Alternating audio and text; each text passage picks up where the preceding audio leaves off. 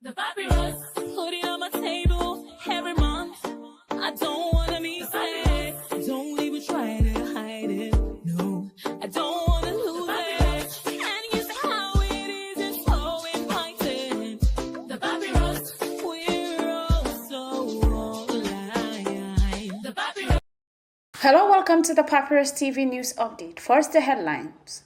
Enugu State Labour leaders affirms payment of 80,000 minimum wage. Governor Fubara vows to end violence in River State. Probe NNPC 8.48 trillion subsidy claims. Presidency calls for unity in tax reforms debate. Showore slams EFCC for shielding identity in Abuja duplex for future case. NLC President Ajaero 2024 was the toughest year for Nigerian workers. Now the news in details. Labour leaders in Enugu State have clarified reports regarding the payment of the new minimum wage, confirming that the state governor has implemented an 80,000 naira minimum wage, surpassing the national standard of 70,000. The payment began in November 2024, addressing concerns about discrepancies in consequential adjustment. The Nigerian Labour Congress (NLC), Trade Union Congress (TUC), and Joint Public Service Negotiating Council (JNC) expressed confidence in Governor Peter Mba's commitment to workers' welfare.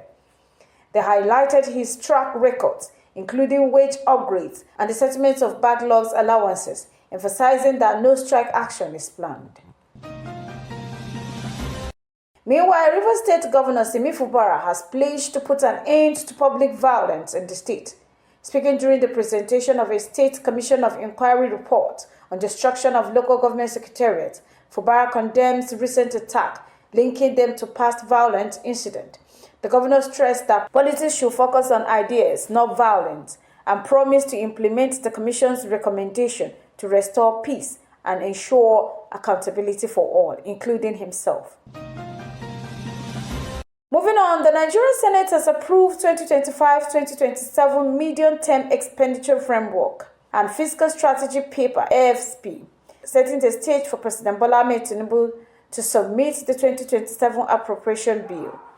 In a related development, the Senate launched an investigation into allegation by the Revenue Mobilization Allocation and Fiscal Responsibility Commission (RMAFC) that the Nigerian National Petroleum Company Limited (NNPCL) withdraw 8.48 trillion in petrol subsidy claims. Additionally, the inquiry will examine the Nigerian Extract Industries Transparency Initiative (N80) reports on NNPCL's alleged failure to remit $2 billion in tax from 2020 to 2023.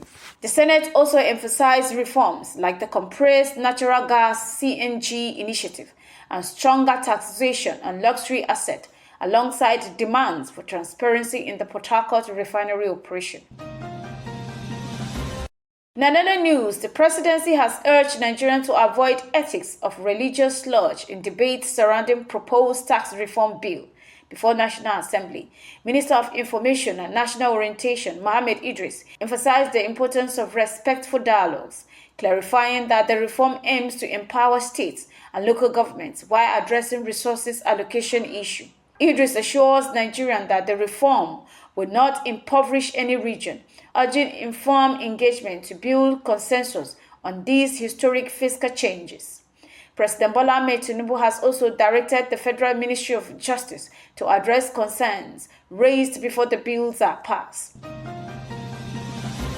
Omoyele Sowore, the 2023 presidential candidate of the African Action Congress, AAC, has sharply criticized the Economic and Financial Crimes Commission, EFCC, for withholding identity of a government official linked to the forfeiture of 753 duplexes in Abuja.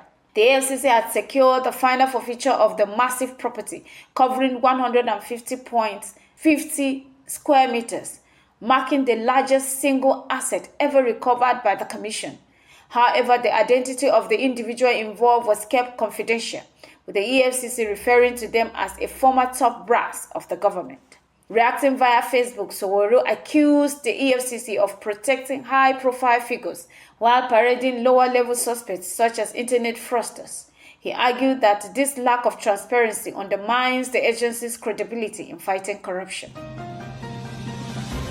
Furthermore, Joe Ajaero, president of the Nigerian Labour Congress (NLC), described 2024 as the most turbulent year in the union's history, marked by threats, invasion, and attempts to weaken the NLC. Speaking in Abuja on Tuesday, the 3rd of November, Ajaero reaffirms the union's resilience, declaring its commitment to defending Nigerian workers' rights despite unprecedented challenges.